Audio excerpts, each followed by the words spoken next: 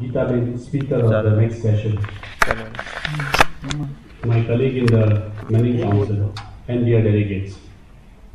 Good morning to one and all.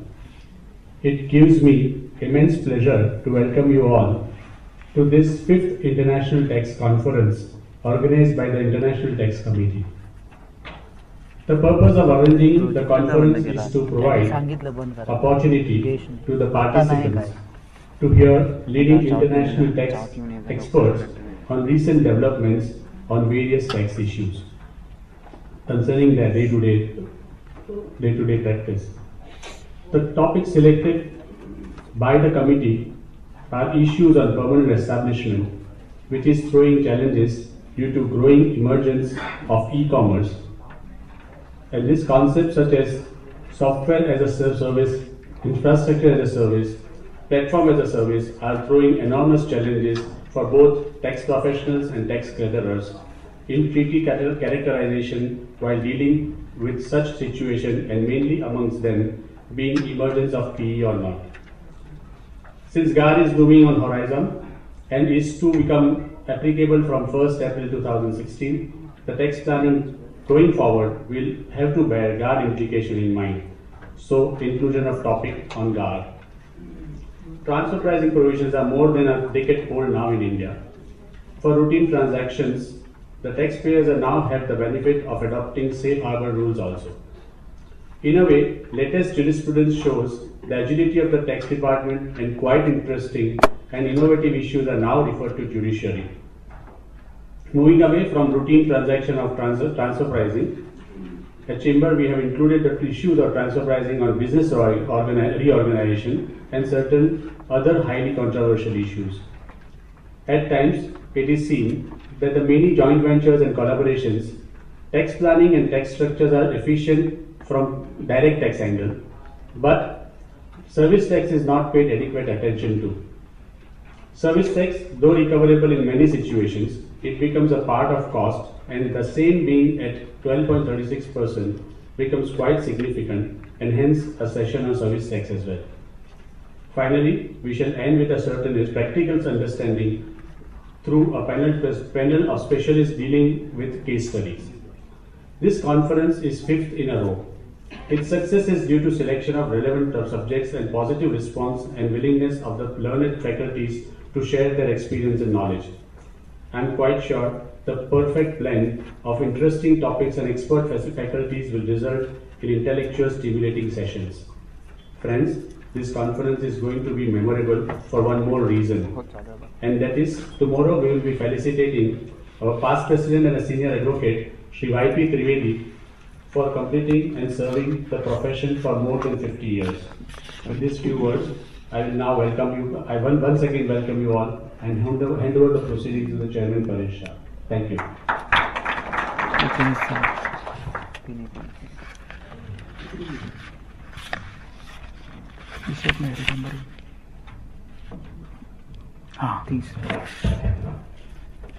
Respected keynote speaker,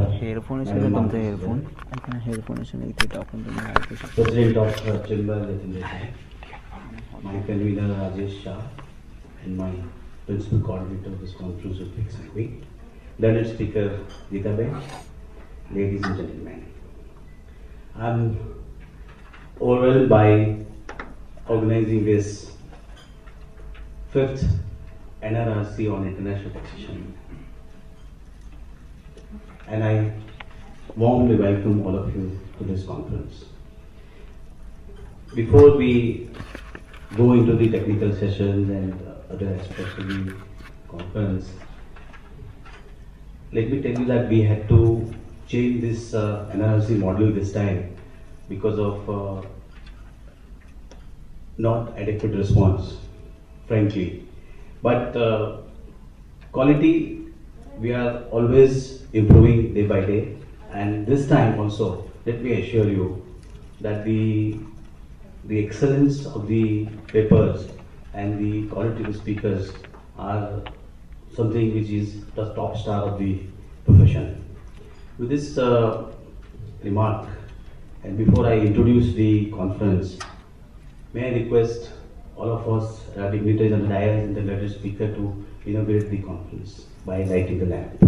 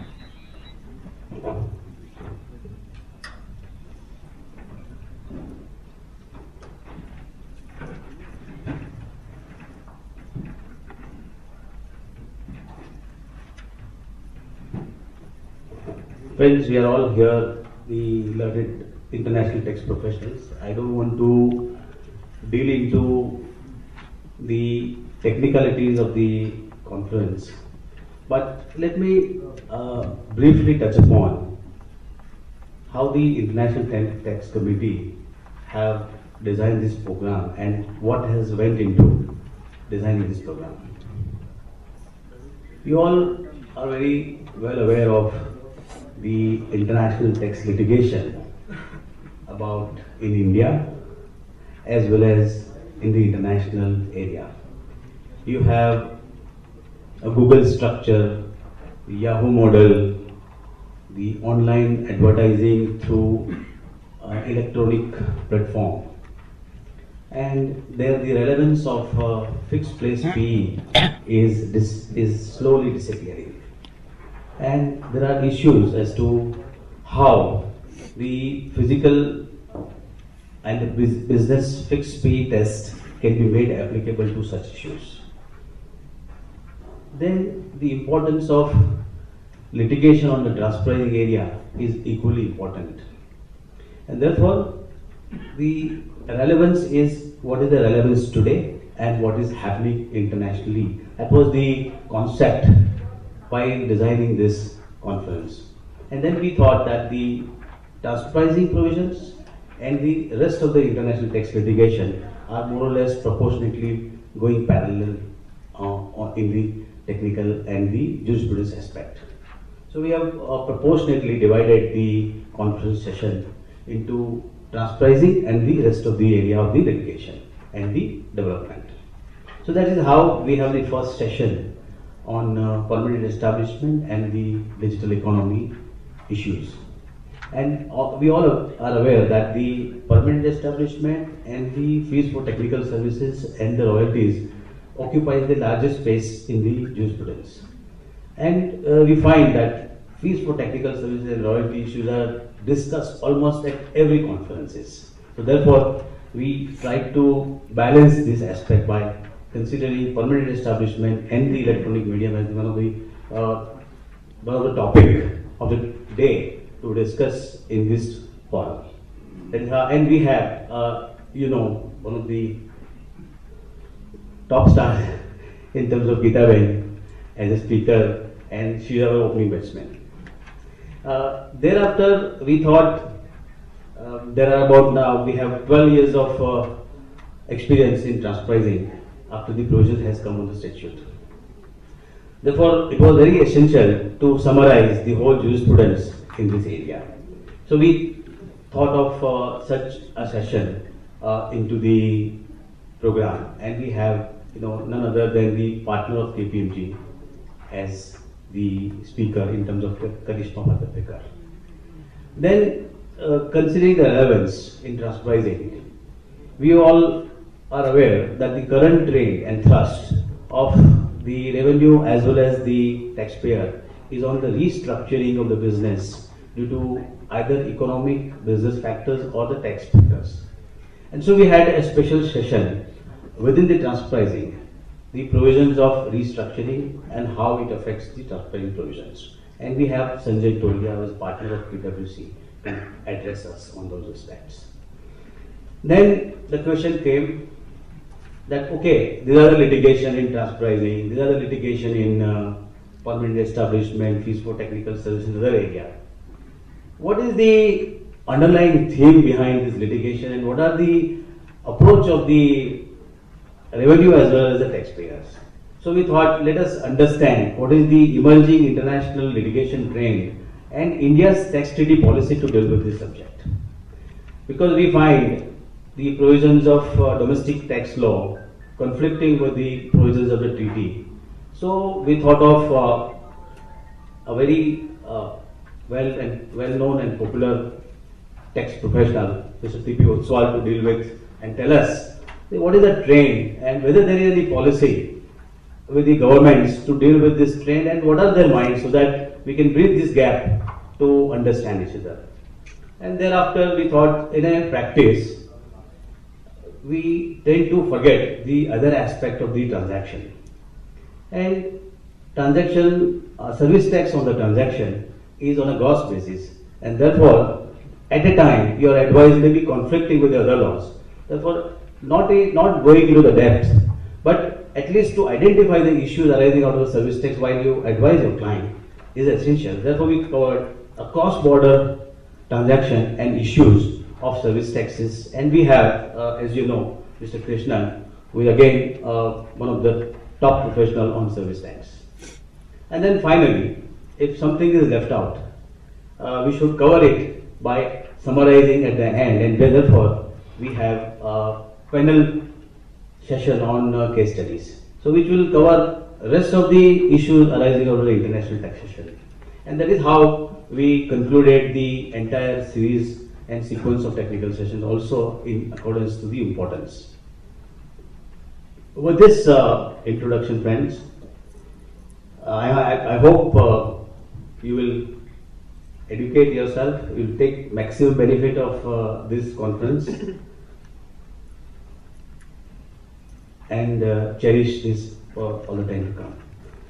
Thank you very much, and now I request Madam Malathi Shridharan to address us. And before that, may I request President to present. Yeah, I'm doing that. May I request President to propose and hand over the memento to Mrs. Malathi Shridharan.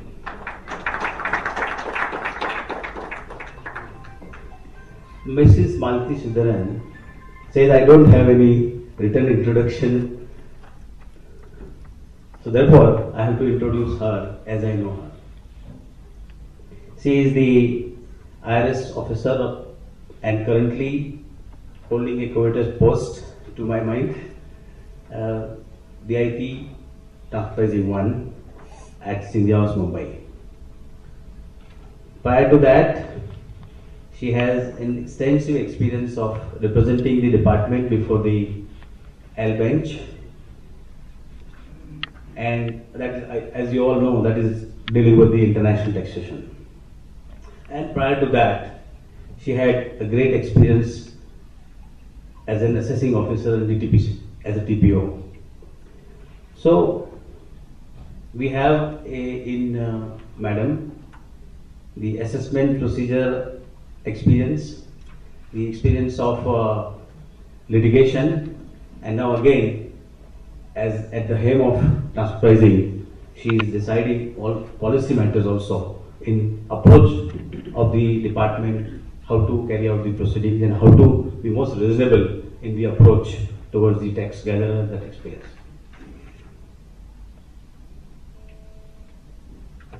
Yeah, most important that she is also a chartered accountant. I forgot in explaining her position that she is also a professional colleague more than anything else.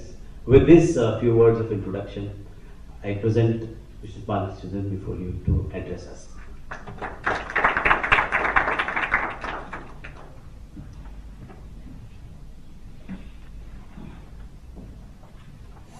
Thank you so much for the kind words. Respected dignitaries on the dais and my friends from the profession. I can close this as a group? Yeah. It's a great pleasure to be with all of you today over here. I don't know what prompts the Chamber of Consultants to invite me, but whatever may be their reasons, I couldn't resist the temptation of coming here, despite the fact that there are many pressing things waiting in the office. So it's indeed a great pleasure to be with all of you today over here and be part of this two-day conference on international taxation and transfer pricing issues. Last 1.5 years, 1 year I have been associated more deeply with transfer pricing as compared to international taxation. In fact, maybe 2 years ago when I was more conversant with all the latest rulings on a day-to-day basis of ITAT, High Court, Tribunal, AR, etc. At that time I did not have occasion to come here. Probably I would have been in a better position to analyze each and every ruling. Now when there is no compulsion to look at the rulings and when I'm probably burdened with other things, I am being invited more frequently to deliberate on the recent trends. I suppose it is only the outcome of my karma at that time that I am enjoying right now. So yes, it is a covetous post and I am enjoying it for the time being, but may not like to continue here for too long, because ultimately where you really learn is the ITAT, where you are pitted every day with the best against the best in the profession. See, sitting in my room in Scindia House and when the assessee is sitting on the other side, it is probably very easy for me to take any view and there is no direct challenge to me on my face. Yes, there will be, once they leave the room, there will be a lot of remarks, but nothing is there on my face. So I am under an illusion that I am doing everything right or I have got everything correct. But I know it is only an illusion, a temporary illusion, as long as I am sitting in that room, which may end any time. So that is the position. So it's very nice to, I went through your schedule for the 2 days and it is really nice to see the kind of topics that you are having for discussion in the coming 2 days. In fact, it was my intention even in my office that once January is over, we'll sit and have a study circle sort of a thing only between my officers and myself and try to understand what is happening, recent trends. But a government department being what it is, we are flooded with so much litigation. Again, an outcome of our own karma only. We have done so many assessments and constantly we are getting some summons from the High Court or from the Tribunal to be present there on a day-to-day basis. So there is no respite. For me, time barring has not got over on 30th of Jan. It continues. Either the DRP has to pass an order in pursuance to the direction of the High Court, or we have to be present in the Tribunal to do a day-to-day hearing, or we have to be present in the High Court to listen to some other strictures. So our time barring really has not ended, and unfortunately, or maybe it is only an excuse which I am giving, my intention to do some serious studies and do some introspection, that has really not taken place. But anyway, I think it is only when I have to come to such forums that I immediately try to go into Taxman or CTR Online. And what I used to do on a daily basis, my CTR Online used to be permanently on in the tribunal. My ITAT Online used to be always one open screen while I was in ITAT. So that is something which I visited after a long time yesterday and today to see really what are the recent trends. So that is the situation, that people who really have to do, probably they don't have time to come here. People like me who have time to come here, we are not as up to date as how we should be. But anyway, leaving all that aside, since I have been invited, I tried to see what are the recent trends in transfer pricing and international taxation. International taxation, I think after losing the case of Vodafone so miserably in the Supreme Court, Department has literally retracted. It's not trying anything very adventurous now. Even in DRP, we see very few disputes. The disputes are all in transfer pricing. 80-90% of the disputes are in transfer pricing in DRP. International taxation disputes are restricted to issues like service tax, whether it is part of revenue receipt for 44BB or some such other issue, which is really not a very challenging thing to decide. So very restricted, at least in DRP, there are very limited disputes of international taxation which are coming out. So probably we are not trying out too many things in international taxation right now. All the same, if we go to the kind of decisions which we have been receiving in the recent past, whether of high courts, AAR, etc., what I find is we keep swinging from one end to another, whether it is the department or the judicial authorities. The issue what we think that has attained some kind of settled nature, and even as DRP we are willing to give relief to some assessee. We think, okay, now 44BB service tax, probably we have to give relief to the assessee because there are 10 decisions in assessee's favor. Then suddenly the tribunal turns around and one China shipping company comes where the tribunal has taken a different stand and taken a different view. So I think it is inherent in our Indian mentality to keep swinging from one end to another. So if a tribunal is willing to take a different view, who are we as DRP, who are we to take a view in favor of the assessee? So we go back to the view in favor of the revenue. You may not be, you will have to excuse the department probably, because we feel, yes, that view is also possible tomorrow, some court can take that view. So this kind of swinging mentality I see continuously which is happening.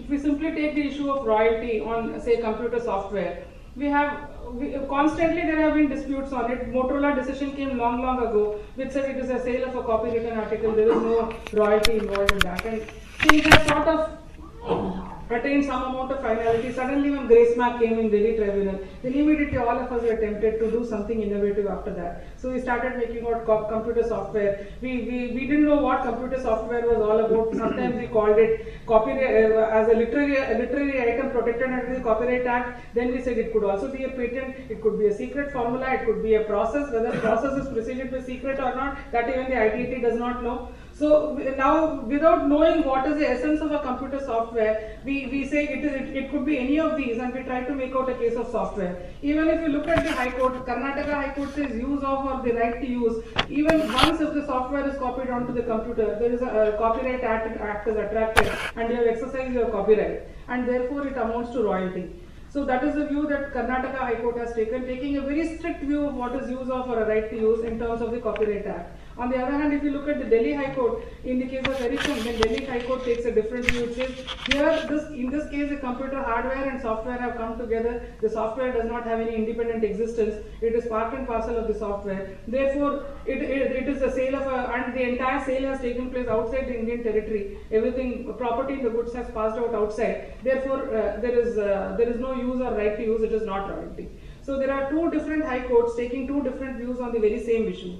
Then we thought, okay, the tribunal is following the view in favor of the assessee, and even SolidWorks, everything was taking that view only. So at some stage, even we in the department thought probably our case is not correct. We should sit back and introspect or something like that. Then suddenly one more decision comes in the case of Reliance Infocom now, which again distinguishes where the hardware and software are not integral part of one another. So now they have made another subtle distinction.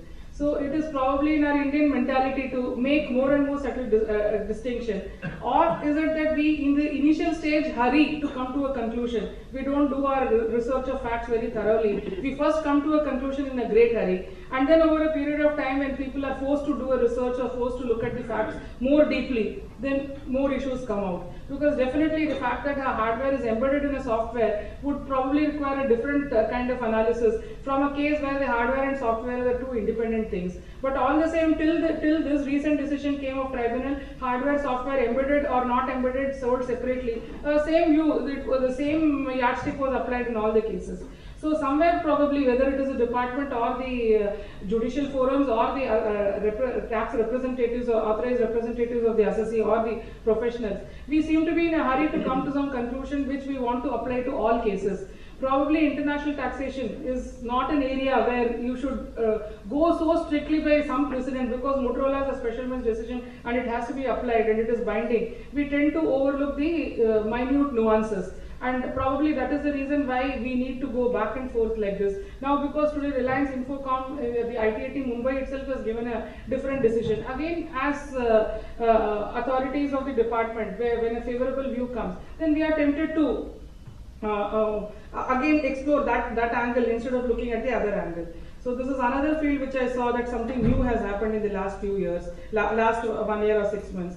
Then another issue, even when it comes to international taxation, even issues like section 234B, which is basically only charging of interest, even there the dispute is swinging this way and that way. We for a long time thought that interest is compensatory, therefore it has to be levied. If the deductor has not deducted a tax at source, then the payee has to pay interest on shortfall of advance tax. That was our understanding as tax department, particularly looking at Anjum Daswala and various other rulings which always said that interest was compensatory. In fact, many assessees argued successfully in the High Court also that if the payee has already paid tax, the payer need not deduct tax at source, and if he has not deducted tax at source, you can only ask for interest from him, not the tax amount. So all this only showed that the two relate to one and the same, and department can collect one interest in one tax, not more than that. But the decision on 234B in the context of non-resident seemed to imply that department cannot even collect one interest.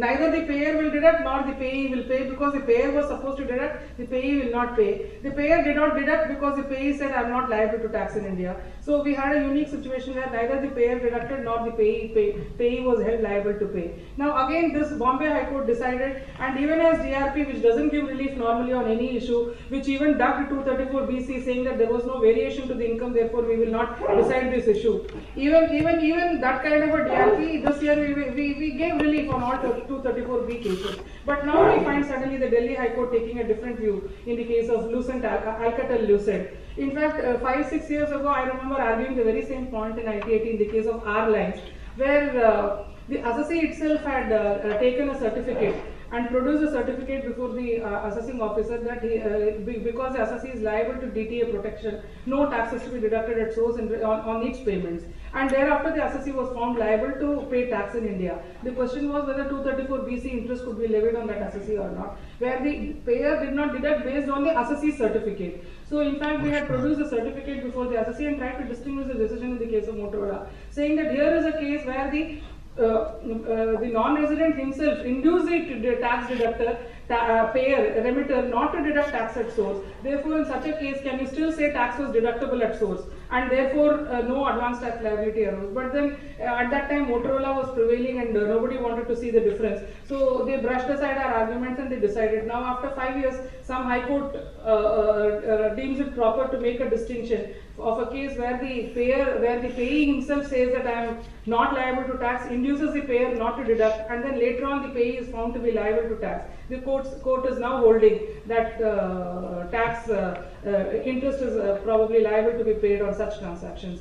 So what I find is that we probably rush too much into the conclusion in international taxation. We want to apply some precedent or the other always. We always want to file a huge paper book consisting of so many rulings on the issue. There will be at least 20 decisions of the tribunal, 10 decisions of various high courts on a small issue also.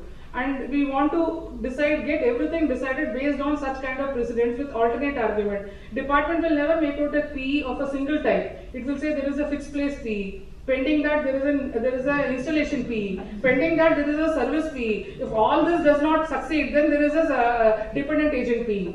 So we don't know what PE we want to make out. So as DRP, I have to confirm everything. There may not be any truth in even one of the PE, but I have the task of confirming all the PEs now. I have to say there is a fixed place PE, there is a dependent agent PE, there is some other PE also, there is service PE also. Now there is something new, I understand, called a subsidiary PE, which has been coined out by the AR. So that PE also is made out now. So we rush to make out case, whether it is the department or the assessee, and we tend to rush to conclusions without going very deeply into our facts. And we don't want decision on our facts. Tribunal also wants to decide based on past precedents.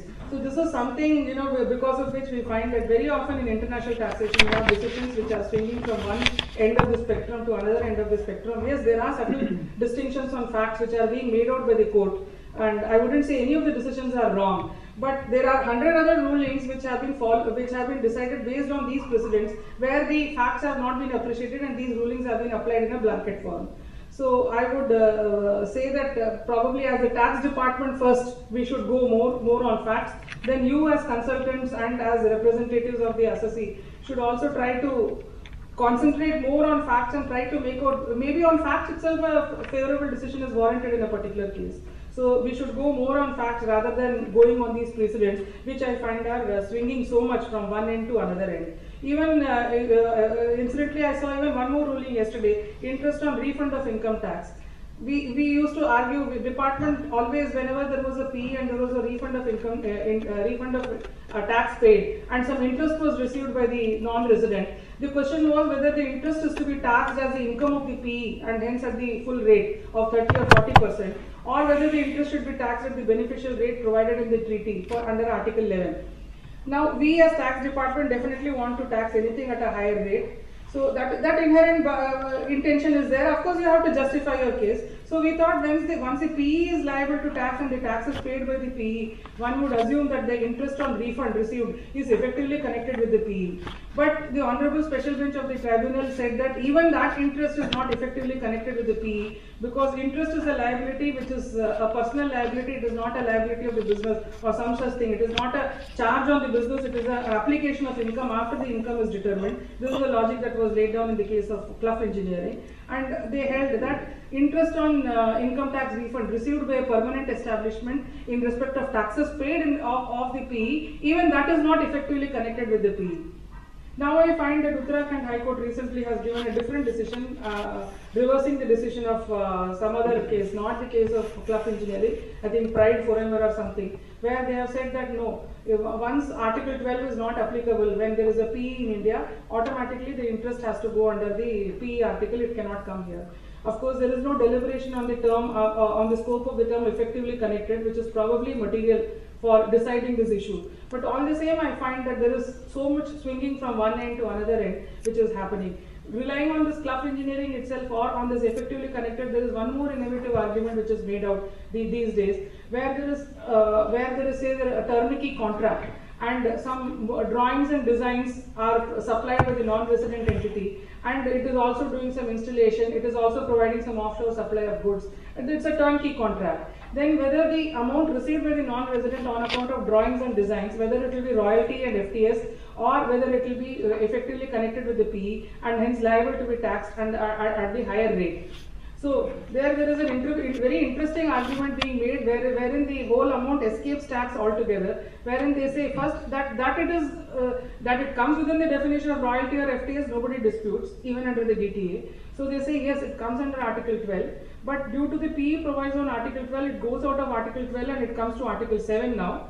And then having come to Article 7, they say it is effectively connected with the PE, not for any other reason but for the fact that it is a common contract, there is a single composite contract. So based on the single composite contract, which they say is adequate to qualify the condition of effectively connected in Article 12, they move out of Article 12 and they come to Article 7. But having come to Article 7, they say this income is not effectively connected with the PE because the PE had no role to play in respect of these drawings and designs which were all provided from outside India. Therefore, it is not taxable under Article 7. Also, it is not taxable under Article 7. The PE proviso, as I understand, based on whatever limited knowledge I have reading OECD commentary and Klaus Vogel and other things, is to give an extended right to tax to the country of source where the non-resident operates through a PE. So the idea is to expand a limited right of taxation contained in Article 12 to an unlimited right to tax under Article 7. That is the purpose of the PE proviso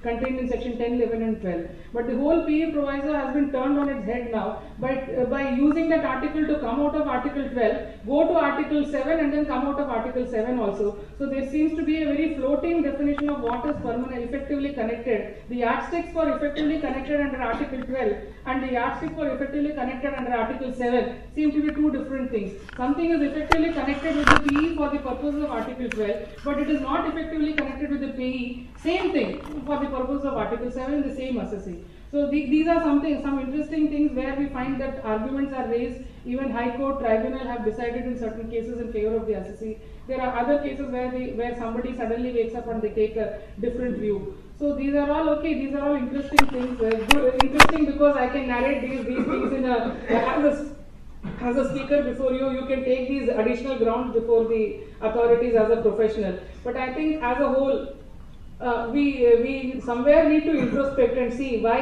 we seem to devote so much time in doing such these are not fruitful things. These are things which could be avoided. So why we are doing things to avoid? The problem is equally there with the department. Ishikawa Jima came and went long ago. It had its problems, it had its correct part also. There was a good part of it which was correct. There was a part of it which according to the revenue at least was wrong. Now after so many years, again people have gone back to taxing offshore supply of goods when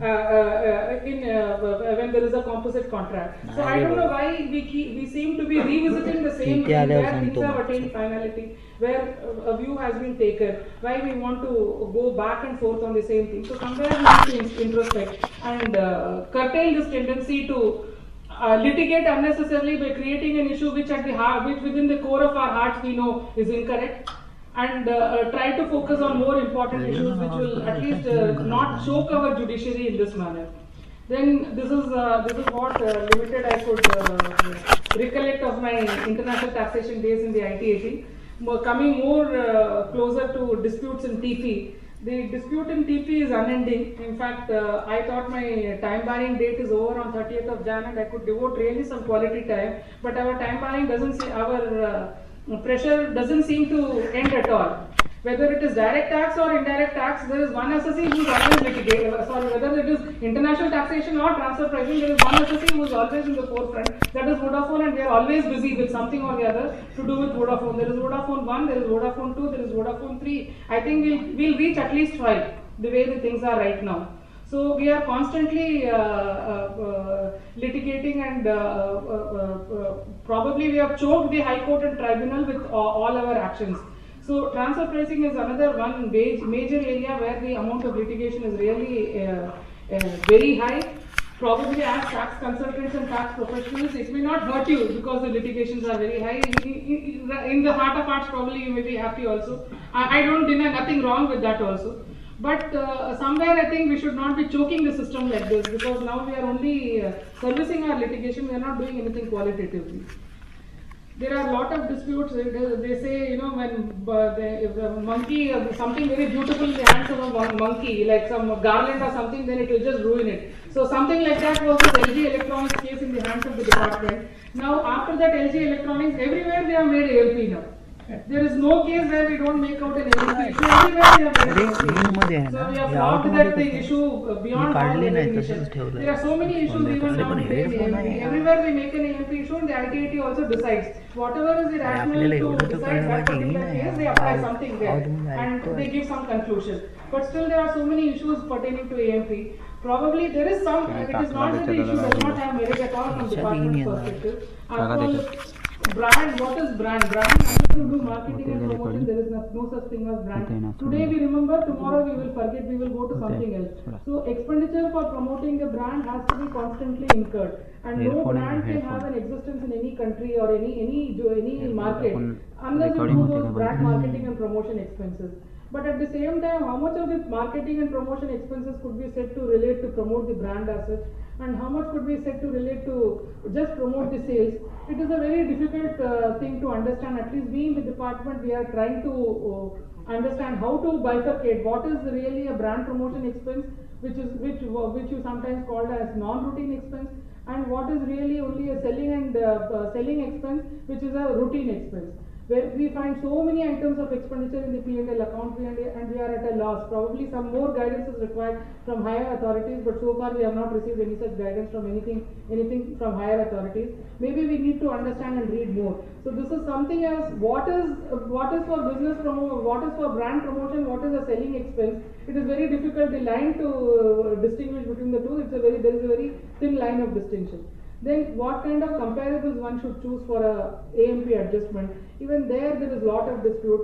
There are cases where the associates have said that we are a manufacturer and a distributor, therefore the whole LG decision does not apply to our case. But recently I find ITAT has itself held in another ruling that no, there is no such thing. The AMP adjustment is warranted in all the cases. I remember originally when we started transfer pricing adjustment in Bombay, way back for assessment year 2-3, we didn't know what this AMP was. No one had really explained to us.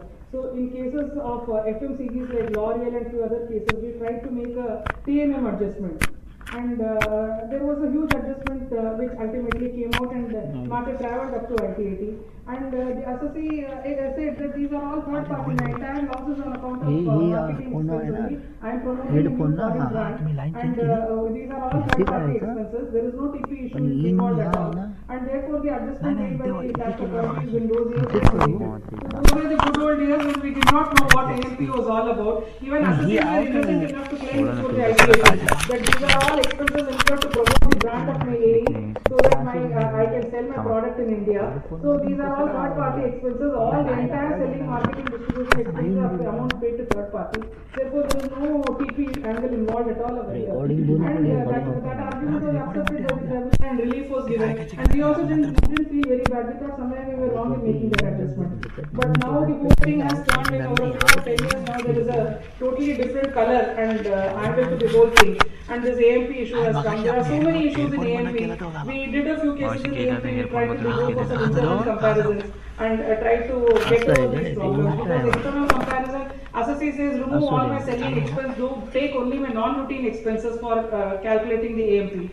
Now for the comparables we do not have such data. So how do I exclude the routine and non-routine expense of the comparable and then make it comparable to the assessment? Somewhere I thought the bright line test itself was a mechanism to only identify what was routine and non-routine. But over and above the bright line test, the ITT wants that only non-routine expense should be taken into account, routine expense should not be taken into account. So I'm really not very clear that after applying if one way anyway applying the bright line test and excluding the minimum which is the routine expenses, what is the further need to segregate selling expense and other brand promotion expense? And if you are actually segregating in a particular case, then where is the need to apply a bright line test?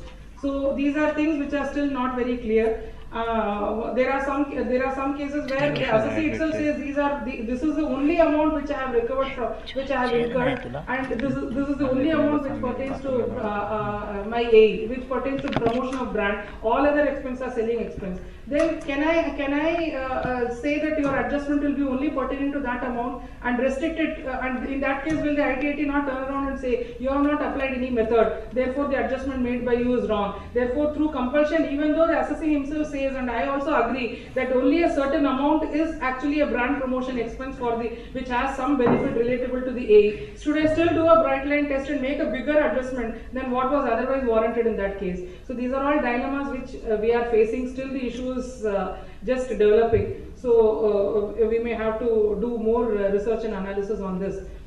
Guarantee commission interest on loan was a hot topic 2-3 years ago. Now slowly, of course, it is it's not at the peak of its career. You can say it is on the waning phase. ITAT has more or less settled from 10% to 12%. It has come to 0.5% now. Whether or not 0.5% without any security, a bank will give guarantee at the rate of 0.5% commission, I do not know. But that is what ITAT has come out, and I think the adjustments are also being toned down considerably on this issue. But still, there is still a gap. Department may do something like 5 to 6%, and you may have to bring it down to 0.5% by taking it up to ITAT.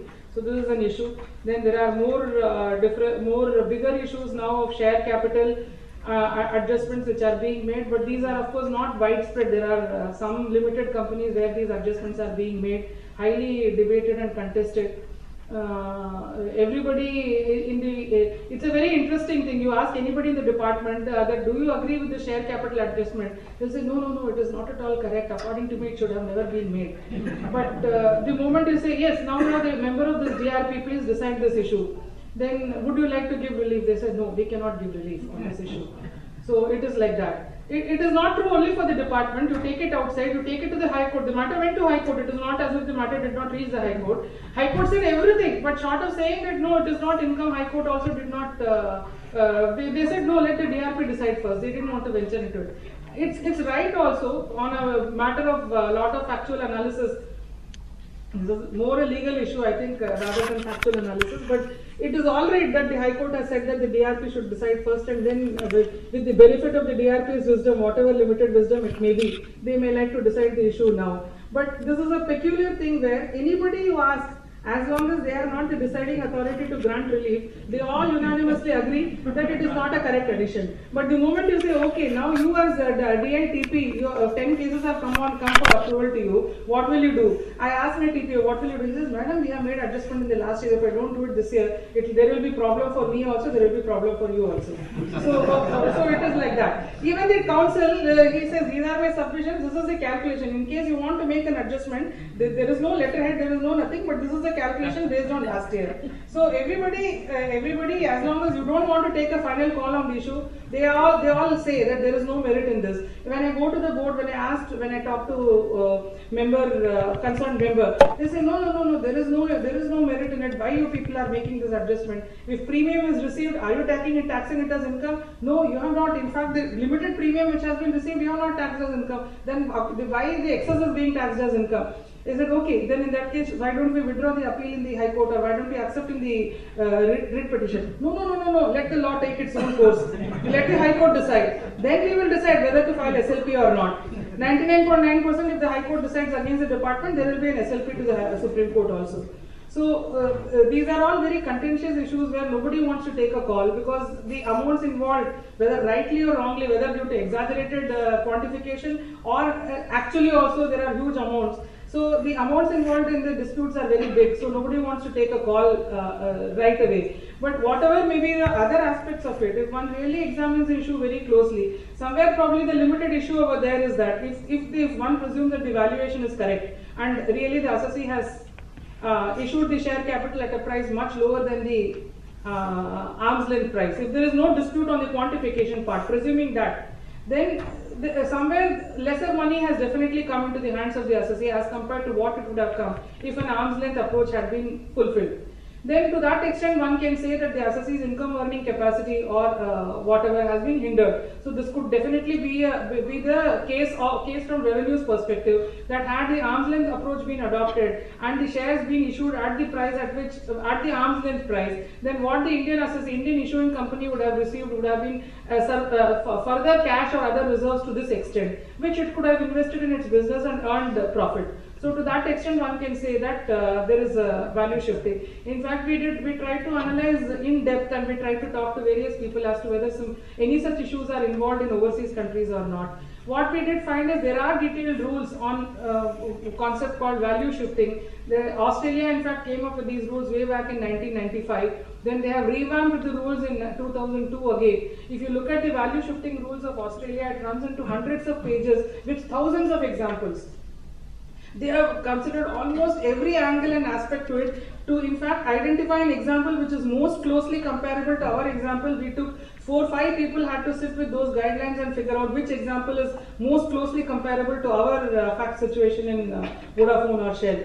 But they have covered a wide type of transactions there, and those value shifting rules are not only applicable for resident, non-resident, they are applicable even for domestic transactions in Australia. Then there is something called hidden profit distribution, which is there in other countries, where the moment there is a TP adjustment, then the excess is treated as hidden profit, or they call it some other dividend, some special kind of dividend. So they bring these things to tax. So some conceptually certain things are there in different countries. Probably India also has to do a bit more research on this and evolve a greater amount of have a greater degree of understanding, and maybe fine tune. Maybe the present law itself provides, because High Court in this case, High Court in the case of Vodafone says, where is the income? Please show us the income. Now, should income be only what we have always understood, or income in the context of section 92 could be something different from what is there under section 4 or in your definition in section 224, because even 224 contains various capital receipts as income. And it is again only an inclusive definition, it's not an exhaustive definition. So income as such, the concept of income as such includes various items of capital nature also. So can one say that the term income used in section 92 refers to something broader, because otherwise there would be no sense in putting restructuring and capital financing all etc. as an international transaction in section 92B. What is the purpose of defining various things as an international transaction if there can be no situation under which any adjustment in those transactions would ever result in income? So these are things which have to evolve over a period of time. Law is still just in the very initial stages. So you are having a 2-day conference. Business restructuring, I must say I am guilty of introducing this new topic into your area of dispute. There also assessees are coming out with some very interesting arguments that okay, there is restructuring, okay, some compensation is to be attributed to the Indian entity, but it is not a revenue receipt, it is a capital receipt. So you may make a TP adjustment, but there is no income involved in that ultimately. So these are all things which are just newly emerging. Whether intangibles are transferred outside or not in restructuring, whether it is a requirement that some intangibles should be transferred, whether merely a profit formula, change of profit formula, that itself amounts to restructuring or not. There is a lot of discussion in the OECD commentary. Australia again has issued a very detailed tax ruling on this subject, covering exhaustively all aspects. They have gone in great depth. Probably we need to look at all these things to analyze our cases in such great depth. The problem with India is that we try to do too many things in too short a time. In 1 year's time, we want to do 700 transfer pricing adjustments in Bombay, whereas I think abroad, even over a period of years, they would not do 700 transfer pricing adjustments. Maybe that is another reason why our quality, whether it is the department or the assessee or the judiciary, who is equally overburdened, why we are not able to go more deep into facts. So with that, I think your 2-day seminar looks very interesting. I wish I could spend the entire 2 days here, but as they say, Vodafone beckons me from there, waiting for written submissions and counter affidavits and all that to be filed in the ITAT. So I'm afraid I will not be able to really enjoy this session for 2 days. But I think it is going to be a very, very interesting session from the kind of topics which you have so carefully chosen. So I wish you all a very happy 2-day seminar, 2-day conference, looking into all these things. I think it will be more fun if you look at it from a detached way. Very often we think that we are the only person to protect all the revenue issues of the revenue. I mean, I am the only protector of the revenue, therefore I have to argue every case, I have to sustain every case, I have to make addition in every case. Similarly, the assessee feels, the representative feels that he is the only protector of the assessee. He has to defend the assessee at any cost. Under no circumstance there can be an adjustment, or under no circumstance there should be an addition. So if we remove ourselves from all these mental constraints and really look at the issue, I think we'll enjoy the 2-day session much more than what we would otherwise enjoy. So I would, with that, I will not stand in between you and the first session. I think Geeta ma'am is waiting very impatiently to start her session. So I would, I would say that I should congratulate you on identifying such very interesting issues. You have identified the latest issues also. At the same time, you have kept those broad ones also, where all individual issues could be covered. So I'm sure this 2-day session is going to be very interesting, and I hope this interaction with me continues. And in fact, very initially also when we were senior AR and junior AR in ITAT, these magazines of Chamber of Consultants used to be lying in our room in ITAT.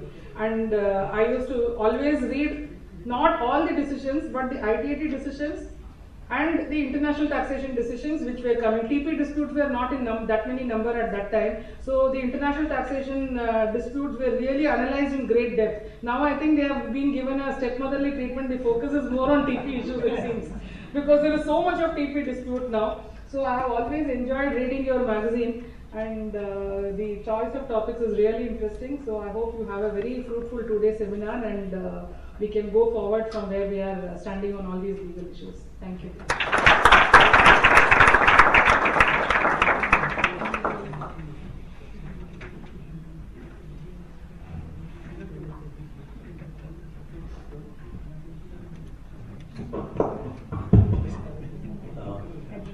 Friends, you all agree with me that Madam could go on for 2 days actually, and we would know everything what is and how additions are made in each and every case.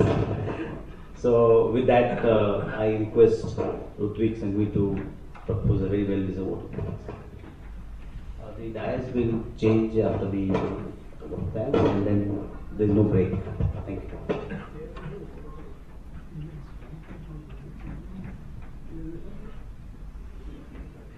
Ma'am, this was a very enlightening session, and you mentioned about precedents. I can only say one thing is that in whatever time I have spent in the last few years with Chamber or with Bombay Chapter and Golf Society or with WRC, we have never had such a unique, frank discussion with a revenue official. Thank you, ma'am.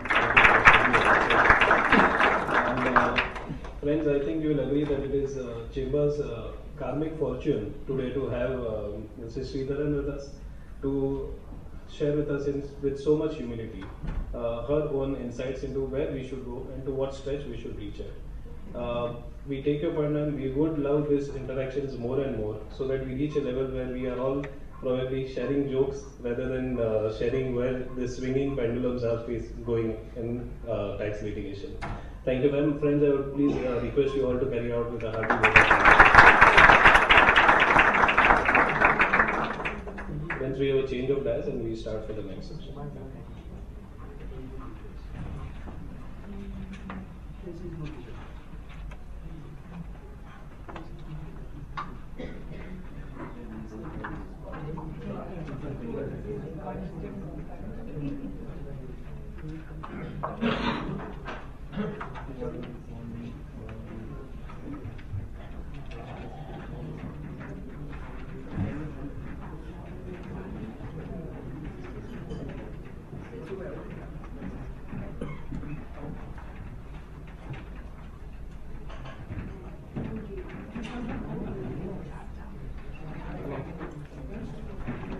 Hello?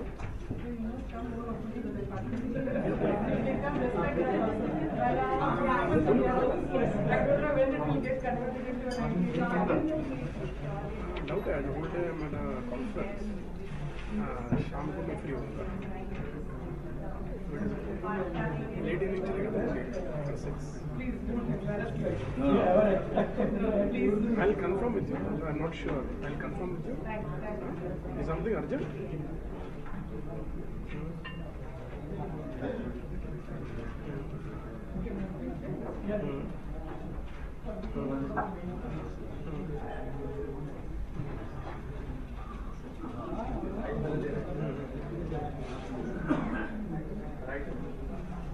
वो आपको soft copy आ रहा ना?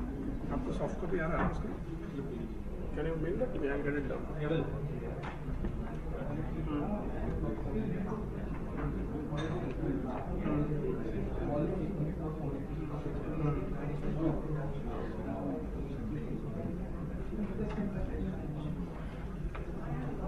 फिर discuss करेंगे उसको.